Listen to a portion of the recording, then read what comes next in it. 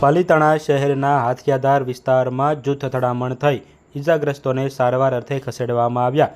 પાલીતાણાના હાથિયાધાર વિસ્તારમાં સામાન્ય બોલાચાલી બાદ મારામારી સર્જાઈ હતી, જેમાં હથિયારો સાથે મારામારી સર્જાતા લોહિયાળ મારામારી સર્જાઈ હતી, જેને લઈને 8 જેટલા લોકોને ઈજાઓ પહોંચતા સારવાર અર્થે પ્રથમ પાલીતાણા માનસીજી હોસ્પિટલ ખસેડવામાં આવ્યા હતા, જેમાં સ્થાનિક લોકો સહિત મોટી સંખ્યામાં માનસીજી હોસ્પિટલ દોડી આવ્યા હતા અને ઘટનાની જાણ થતાં પોલીસ કાફલો પણ દોડી આવ્યો હતો।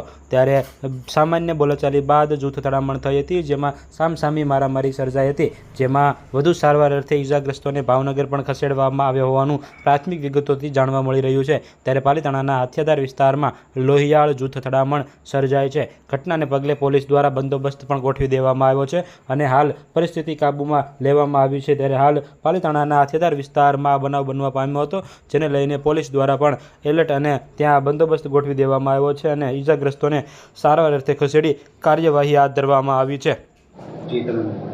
સજ્જાદ રાવમાં શું ઘટના બની? કાંઈ નહીં, મારો ભાઈ ભાવનગરથી આવતો તો રોજ અપડાઉન કરે તો પદબીબી મસ્જિદ આગળ છે ને ગાડી એના ભાઈબંધની ખોટવાણી છે બુલેટ, તો એ ભાઈબંધ હતો એને પૂછ્યું કે હું છું તારી ગાડીમાં, તો એનો પલક બળી ગયેલો હતો। તો એના ભાઈબંધને પૂછ્યું તો બીજો ઓલો ખાટકીનો છોકરો છે ને ઇલમ કે હું કંટેશ એવું નામ છે, 2 ભાઈઓ છે, એ ડાયરેક્ટ ગાડી દીધી એને। તો મારો ભાઈ વી આવ્યો ત્યાંથી ને પછી અમે સમજાવવા ગયા એને ત્યાં એના ઘરે કે ભાઈ તું ગાડી હુંલાવી દે।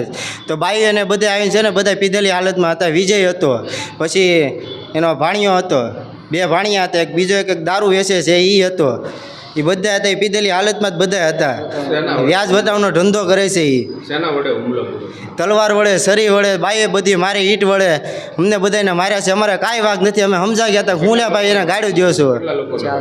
4 જણા અમે 4 ભાઈઓને વાગ્યું છે, અમે સમજાવવા ગયા હતા એને। સામે તો 7-8 વ્યક્તિ હતા। વિજય હતો, વિજયનો ભાણિયો હતો, 2 ભાણિયા હતા એના, પછી બાઈઓ હતી, બધા વ્યાજ ખોર્યા છે, ફૂલ દારૂમાં બધા હતા સાહેબ। અમારો કાંઈ વાગ નહોતો તોય અમને માર્યા છે। હવે અમારે પોલીસ આગળથી જોવે છે કે શું કરે છે એ મારે